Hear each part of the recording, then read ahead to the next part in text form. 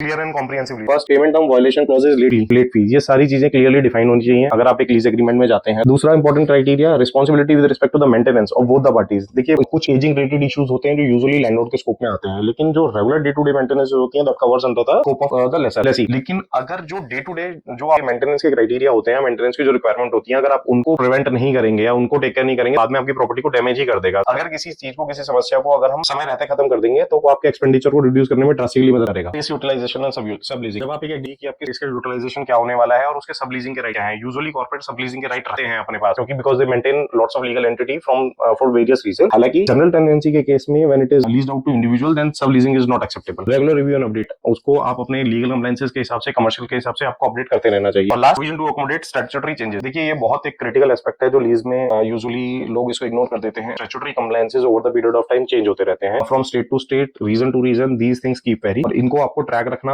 और उसका अडेंडम एक लीज में प्रोविजन रखना बहुत जरूरी होता है। क्योंकि अगर यूजुअल इंडस्ट्रीज और कमर्शियल के केस में आप लोग एक लॉन्ग लीज के साथ आप आगे बढ़ते हैं, तो वहां पे अगर आप ये प्रोविजंस नहीं रखेंगे then it will create an issue to you eventually.